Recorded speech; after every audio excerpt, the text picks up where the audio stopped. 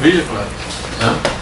Então, só para ilustrar uma pergunta minha aí, uma partida inesquecível e o gol mais bonito que você deve ter feito na carreira. Rapaz, gol bonito, eu fiz muito gol de falta.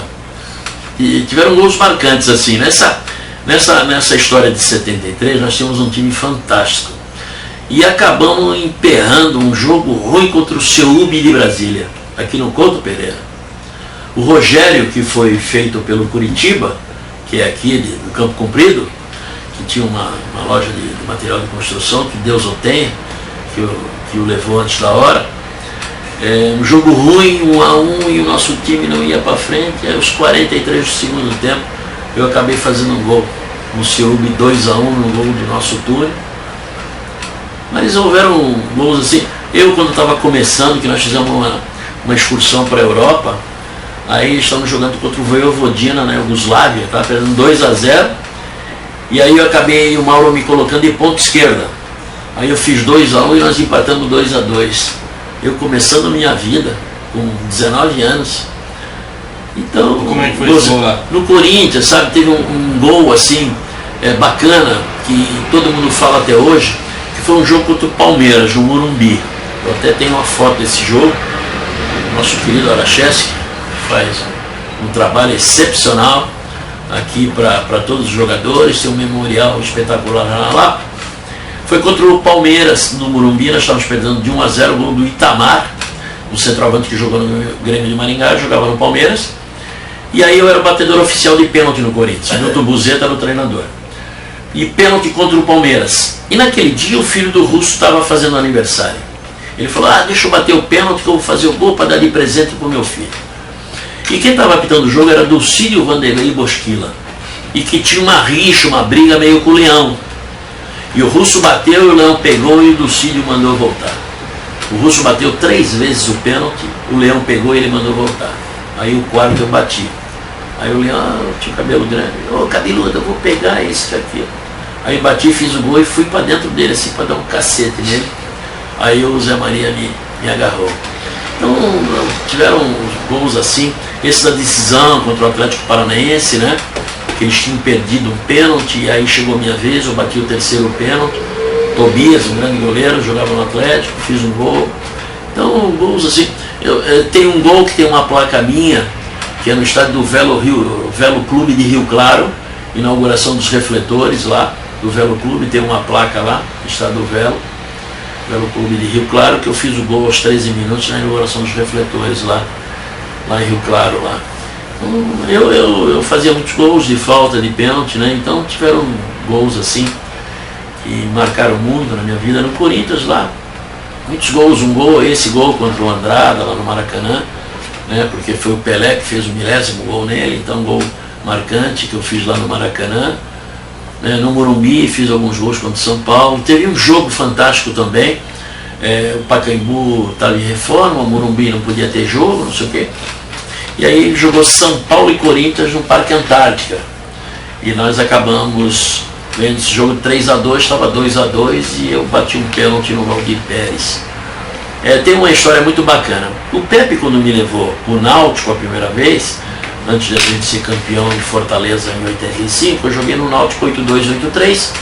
E 8-2, quando ele me levou para lá, para o Náutico, o Pepe, a minha estreia foi contra o São Paulo no Pacaembu. E eu acabei fazendo um gol de falta no Valdir Pérez. O jogo empatou 1-1. Foi um gol também marcante para mim, assim, que foi a minha estreia no Náutico. Um gol também que eu fiz lá no México, foi um segundo gol meu, eu tinha estreado em casa. E o segundo jogo meu foi no estádio da UNAM, Universidade Nacional Autônoma de México, time do Hugo Sanches. E nós empatamos 2-2 e eu fiz um gol de falta também, lá no México. Eu vou dar uma pausa agora nessa aqui, que o Aracheski vai fazer umas perguntas para você. Tá ótimo. Está acabando. Iniciando apenas para dizer ao Cláudio, da minha satisfação de tê-lo aqui hoje, no escritório, nessa entrevista com Marcelo Diegues, historiador, que não vai deixar a história dos craques morrer. É uma satisfação muito grande tê-lo aqui. E posso dizer também que eu fui utilizado em ver pessoalmente o Cláudio jogar. Na verdade, felizes todos aqueles que viram o Cláudio jogar. Eu até anotei aqui, canhoto de raríssima habilidade, técnica e virtuosismo. Isso, na verdade, é uma verdade. Eu ia comentar alguma coisa, mas ele já, na verdade, mostrou que tem uma tremenda de uma memória. E muitas das coisas que eu ia levantar aqui, ele já comentou. Ele falou do nosso memorial, nosso singelo memorial da Lapa. O memorial, eu tenho fotos maravilhosas dele no Curitiba, no Atlético.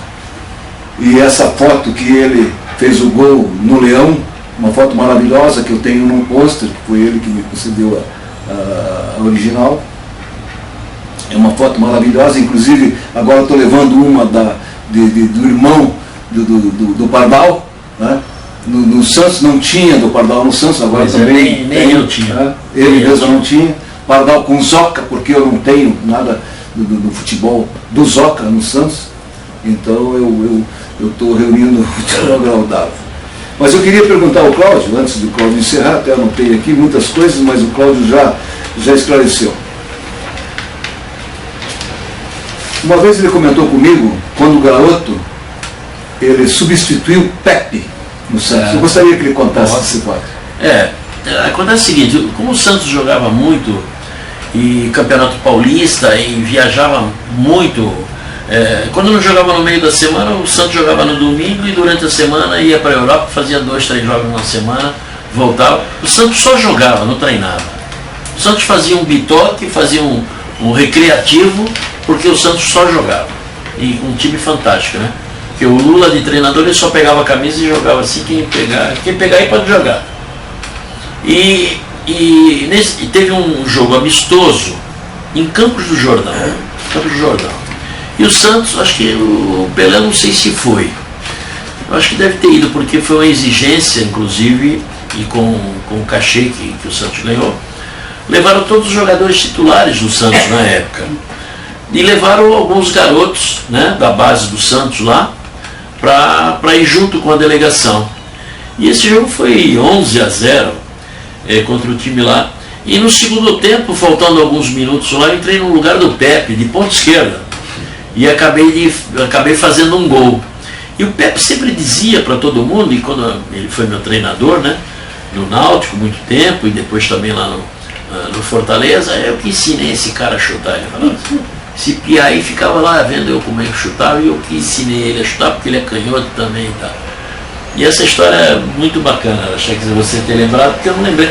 Porque, sabe, eu falei mais ou menos da minha vida, nos times que eu joguei, um pouco dos títulos que eu ganhei, mas tem muita coisa ainda. Eu gostaria de levantar um dado aqui, que muita gente desconhece, de todos os jogadores paranaenses que foram jogar no Corinthians, o Cláudio só perde para Ado.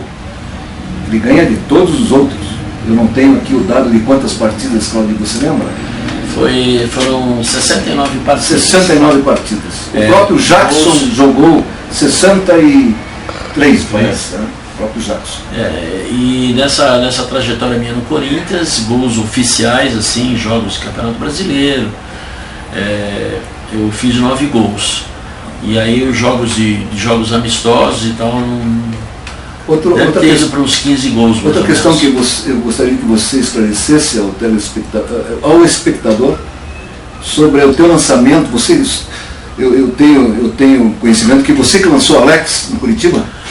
Então, essa é uma história assim bacana, sabe? Porque eu na época, eu me afastei um pouco. Quando eu parei de jogar, eu recebi uma proposta para trabalhar lá em São Paulo, com o ex-diretor do Corinthians. Ele tinha um alto posto na Castelo Branco, um pouquinho antes do trevo de Itu e Sorocaba.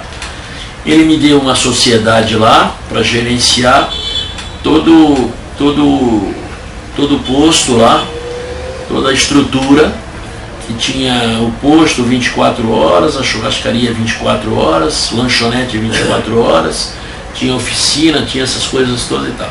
Eu fiquei lá praticamente 2 anos e eu só tinha o Claudinho.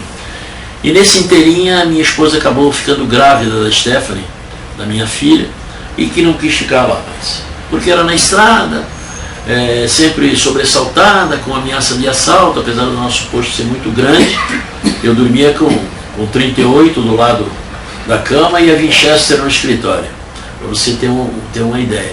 E o cara foi tão espetacular, João Mauro de Toledo Pisa, que foi vice-presidente do Corinthians, que era dono dessa estrutura, ele tinha 2 hotéis em São Paulo também, ele acabou me levando para lá. E aí a Rose ficou grávida, não quero ficar mais e quero vir embora. E ele assim, com uma gratidão enorme, reformou toda uma casa para mim, com 2 suítes e espetacular. E em frente à casa ele fez um campo de futebol, para que eu pudesse jogar com os filhos dele e com os funcionários da estrutura que tinha lá. Eu não pagava gasolina, não pagava alimentação, não pagava nada. Meu dinheiro era tudo, era o dinheiro limpo assim. Mas aí a minha esposa ficou grávida, quis voltar para Curitiba e eu acabei voltando para Curitiba.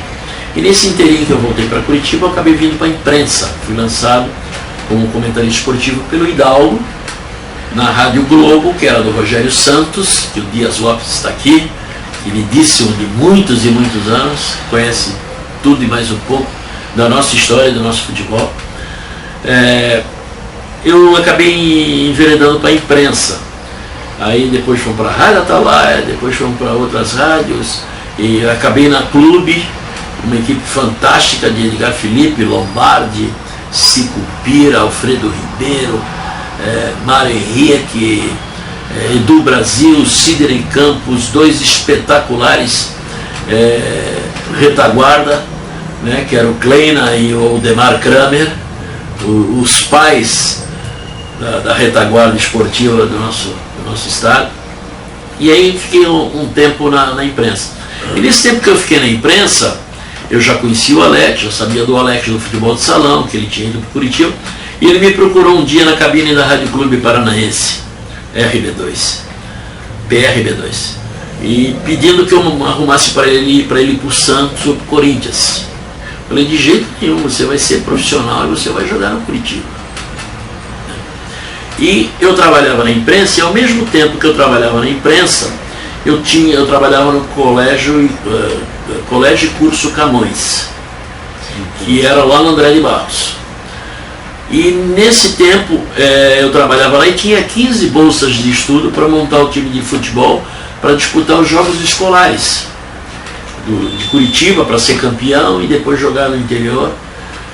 E aí eu dei 3 anos de bolsas de estudo para alguns atletas. Dentre eles o Coquinho, vocês sabem quem é o Coquinho? Não sei. O Coquinho é o Lúcio Flávio. Coquinho. Para nós era Coquinho, moleque quando começou.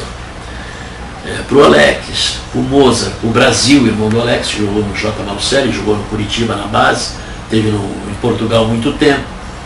O Lúcio Flávio, que foi mais? Tcheco. Eu fui, para quem não sabe, vocês podem fazer até essa pergunta para ele. O primeiro treinador do Tcheco de campo fui eu no Colégio Camões. Interessante. E aí eu dei essas bolsas de estudo para esses atletas que participaram lá. A gente dava, além da bolsa de estudo, a gente dava apostila, dava bolsa, dava uniforme, o agasalho, vale transporte e todas essas coisas, que até vale transporte era difícil se ganhar no Curitiba. Por isso tem que se valorizar muito esses atletas que saíram de lá. E nesse inteirinho, em 1994, no final de 94, o Carpegiani assumiu o Curitiba, perto do final do ano, para montar o time para o ano seguinte. E ele me chamou para ser auxiliar dele e tocar o aspirante, que tinha um campeonato de aspirantes. E aí eu fui ser o treinador do aspirante e auxiliar do Carpegiani. E o Alex já estava lá na base, no juvenil. E eu acabei pegando ele já de juvenil, ele nem passou por júnior nem nada, ele já veio pro aspirante. E ele era um fator de desequilíbrio, né, dentro do aspirante. E conversei muito com ele era muito técnico, ele jogava de ponta esquerda, e eu cobrava muito dele porque ele era lento e ele precisava ter mais mobilidade, mais destreza e tal, essas coisas todas. E eu sempre falando com o Carpegiani, né, Carpegiani, pô, dá uma olhada no jogo de aspirante. Porque a gente jogava nas preliminares e o time ficava concentrado, chegava em cima da hora do jogo e pouco ele assistia. E numa dessas oportunidades, foi em 1995 que o time lá de Guarapuava, lá, o Batel de Guarapuava, fez um bom time e que veio na capital, lá e aqui não perdeu para os grandes. Time muito bom. E numa quarta-feira, quando não tinha rodada do Paranaense, jogou o aspirante do Curitiba contra o Batel, lá em Guarapuava, contra o time titular deles, eles não tinham aspirante. Aí fomos jogar lá. E nisso o Almir Zanchi, que era muito amigo do Carpegiani, falou que o Carpegiani, eles puxaram o coletivo de quarta à tarde para quarta de manhã para ir assistir o nosso jogo lá. E nós ganhamos do Batel de Guarapuava, do time titular deles, de 3-2. E o Alex não fez chover. E eu, vamos levar esse moleque, vamos levar esse moleque. Ele falou, leva esse moleque qualquer hora lá. Aí no outro dia eu peguei, fui no vestiário, peguei o Alex chegou lá. Aí subimos lá pro vestiário do Curitiba. O Carpegiani no meio do campo, eu entro com aquele molequinho mirradinho. Ele tinha um cabelinho assim todo encaracoladinho. Não tinha essa fortaleza que ele é hoje, né? Aí quando eu entrei, que eu estou indo com ele, o Carpegiani começou a dar risada. Começou a rir. Depois do que ele está rindo, né? Aí ele falou, esse é o menino e tal. Aí quando o Alex foi assim pro lado, ele falou, pô, você está de brincadeira, né? Como é que eu vou pôr esse moleque no meio desse cara? Aí eu falei assim, põe pra ver. Põe pra ver. Ele botou num treino, não saiu nunca mais. Maravilha. De Renato Teixeira, não sei o que, Teixeira, o lateral direito. Marcos Teixeira, bem lembrado. Zambiase, Gralac e Claudio Miro. Eu sei que jogava Ademir Alcântara, Paulo Sérgio, volante, Ademir Alcântara e Alex. Na frente jogava o Jesus Polaco, Brandão e Daniel. Aí tinha o Pachequinho também, né? E o Alex entrou nesse time do lado do Ademir Alcântara. Nunca mais saiu. Só não fez chover, né? Coisa de menos de 2 anos ele estava no Palmeiras. Você tocou no negócio aí que é a implicância que eu tenho aqui no Brasil com o pessoal que lida com... Não, Não, pode, por favor. Não, com o pessoal que lida com a parte técnica do futebol, esse negócio que você acabou de falar do Carpegiani. Esse magrelinho aí, quer dizer, os caras não observam, a maioria, eu digo a maioria, não observam, não procuram saber a qualidade técnica do cara e depois, quando ele vem, que você indica, não, isso aí eu não quero. Quantos jogadores foram dispensados por causa desse troço? Rejeitados. Eu agradeço até ao Carpegiani, porque todo mundo aqui em Curitiba, em todos os lugares... Eu não quero criticar o Carpegiani, não sei. Vamos generalizar. Todo mundo dizia assim, porque o Carpegiani lançou, e ele teve aqui muitas oportunidades, e todo mundo chegava em cima dele para falar isso. Ele, olha, gente, eu vou dizer uma coisa para vocês, quem lançou, em primeiro lugar, não fui eu também, eu apenas indiquei, já conheci o atleta, e quem fez o atleta foi o Curitiba. Ele passou pela mão do Miro, lá embaixo, ele passou pela mão do Cizico, ele passou pela mão do Krieger, ele passou pela mão de todo mundo. Entendeu? Então foi o Curitiba que fez. Eu só tive o trabalho de conhecê-lo, de ter trabalhado com ele no aspirante e ter levado para o Carpegiani. Aí o Carpegiani, que é um cara espetacular, não sei porque ele está fora do futebol, né? Porque existe uma série de coisas, extracampo, umas panelas, panela dos gaúchos, panela dos mineiros, panela não sei da onde, panela dos paulistas, e o Carpegiani não trabalha. E por todos os lugares que ele passou, ele mostrou muita qualidade, é um treinador espetacular. Só que ele não aguenta a diretoria de time, né, gente? Que quer escalar time. Aí ele não serve para trabalhar em nenhum lugar. E em cima disso que você está falando, e o Carpegiani sempre foi muito leal, muito bacana, sempre dizendo, quem me trouxe foi o Cláudio, quem lançou foi o Cláudio, os louros é dele. Não, o louro é do Curitiba e de todos aqueles que fizeram alguma coisa e que mostraram a vida para o Alex. Em cima disso que você falou, Dias, é muito importante, e eu aqui não quero advogar em causa própria, porque no momento, graças a Deus, até nem preciso. O que precisa ser mudado no futebol brasileiro é o paternalismo, a amizade, o QI, o que indica, politicagem. Sabe? De levar o parente de não sei de quem, né? E eu vejo por aqui, né, que nós temos as melhores faculdades, grandes jogadores, grandes preparadores físicos, grandes preparadores de goleiros, e eles vão e trazem gente de Santa Catarina, do Rio Grande do Sul, de Minas Gerais. Como Curitiba, um tempo atrás, eu trouxe um diretor de marketing, filho de um diretor do Grêmio. Então eu acho que tem que haver aqui por parte da crônica e de todo mundo, sabe, como se faz no Rio Grande do Sul, porque o seu Tite, como é que chama lá, esse que foi treinador do Corinthians, seleção brasileira aí? Mano Menezes e Companhia Limitada, foram fabricados no Rio Grande do Sul porque os caras apostaram, exigiram que se desse oportunidade a esses caras. E aqui os caras tiveram que sair daqui para serem reconhecidos, porque nem aqui eles não gostam de trabalhar, que é o caso de Levir, Cuca e Companhia Limitada. O próprio Lori Sandri morreu desgostoso com as atitudes, com a maneira que se trata aqui. Mas sabe o que é aqui? Para não ir longe, Dias, para te sacramentar o que eu estou te dizendo. Curitiba hoje, através do Medina que chegou aí, que foi meu preparador físico no Corinthians quando lá cheguei, era o Pirilo, treinador, o Luizinho, pequeno polegar auxiliar técnico, e o Medina, preparador físico. Eu fui fazer uma visita para ele. E quando eu tive um jogo lá, chegou no camarote uma piazada lá que eu nunca vi na vida.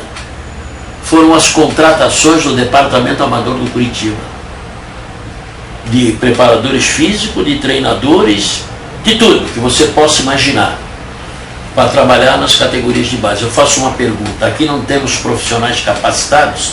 Não, eles preferem dar um apartamento mobiliado, dar colégio para eles, dar hotel para eles morarem, e não dar a oportunidade para os profissionais aqui que estão esperando uma oportunidade aqui. Entrei numa sala que o Medina me levou. Tinha um cidadão sentado numa mesa no fundo e numa mesa um pouco maior do que essa que estamos aqui falando. Mais ou menos uns 10. Então isso aí que me magoa, sabe? Porque eu não estou defendendo em causa própria, eu já não estou mais na idade de fazer mais absolutamente nada. Mas tem grandes profissionais, grandes ex-jogadores, preparadores físicos, preparadores de goleiro, que poderiam ter a oportunidade de estar trabalhando aqui e ajudando. E eles trazem gente só de fora. Sabe? Eu acho isso um cúmulo, porque onera o clube, o cara não tem vínculo nenhum com o clube, nem com a cidade. Ele passa na rua despercebido, em detrimento daquele que é da cidade, que jogou no clube, que vai no mercado, que vai no açougue, que anda pela cidade e todo mundo o reconhece. E que vai cobrar dele porque você não está fazendo isso, porque você não está fazendo aquilo. Uma última questão, Cláudio. Pois não. Nós temos pouco tempo ali de bateria. Apenas uma vez você comentou comigo sobre o teu irmão Ernestinho.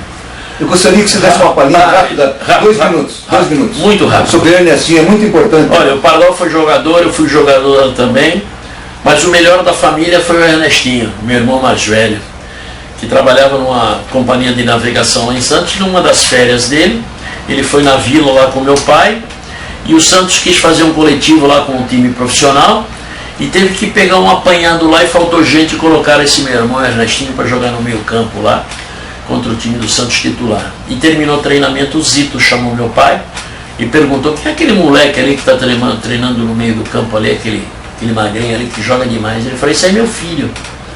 Mas ele não joga aí não, ele trabalha numa empresa de navegação, depois logo em seguida ele virou policial militar, e esse foi o melhor da família, era craque, e nunca quis jogar futebol. E aí o Pardal que jogou um pouco e eu que joguei um pouco, mas o melhor deles todos não jogou profissionalmente, foi a Ernestinho. Diante dessa manifestação maravilhosa do Cláudio, dessa história maravilhosa do Cláudio, eu posso dizer o seguinte: tenha certeza, Cláudio, que você foi seguramente um dos grandes craques brasileiros. Muito obrigado. E foi também, e deixou para nós seguramente um grande legado a todos nós amantes de futebol. Um grande abraço. Eu agradeço a presença do Dias Lopes, jornalista, Guilherme Straub, um grande historiador da passo a palavra Futebol Clube. Alguma coisa que está lá no livro ele ajudou a colocar. E passo a palavra para o encerramento, Marcelo. Muito obrigado, Cláudio. Eu que agradeço. Marcelo. Fantástica história aí. Eu, como historiador, e todo dia a gente aprende uma história com os jogadores que a gente entrevista. Você falou de nomes aí que é para ficar de orelha em pé. Você falou desde o Feiticeiro, Freire Solis, Cirilo, o Tim, jogador. Você entrou para substituir o Pepe, fez gol ainda. Então você ajudou a subir o Alex, o profissional. Isso aí é maravilhoso. Convocado para a Seleção Brasileira de 74. Sim, maravilha. Fez parte Copa do Mundo de 74. Ganhou 8 títulos pelo Coxa. O maior detentor de títulos. Foi pro Corinthians, ganhou de 77, que fazia muitos anos que não ganhava, ganhou no Nordeste, jogou no México. Obrigado aí, como o Araxés falou, um legado para nós aí. E eu criei uma frase no final das entrevistas, só para fechar. Vou dizer para você, Cláudio, você faz parte da história do futebol, eu, Marcelo Diegues, historiador, seu amigo, não vou deixar a sua história ser esquecida através do nosso vídeo e também montar a sua página com as fotos lá. Gostaria que você deixasse uma pequena mensagem para a gente fechar. Olha, eu só posso desejar a vocês, e a você principalmente, né, que é um grande historiador, que isso consiga chegar aos dirigentes, aos atletas que estão iniciando, que possam se espelhar não só na minha história, mas na história de tantos outros que passaram por você e que falaram da sua vida, da sua trajetória. Eu acho que o que falta hoje dentro do futebol são pessoas que tenham uma visão futurista e que conheçam o futebol e que saibam trabalhar com a categoria de base. É isso que eu posso desejar. E desejar que o nosso futebol brasileiro volte a ser o melhor do mundo. Sei que estamos distantes para que isso volte a acontecer, mas nós vamos estar sempre torcendo e espero estar vivo para ver acontecer isso de novo. O futebol brasileiro ser o melhor do mundo. Maravilha. Obrigadão. Valeu. Beleza. Vamos tirar uma foto agora, né? Com o Cláudio, né?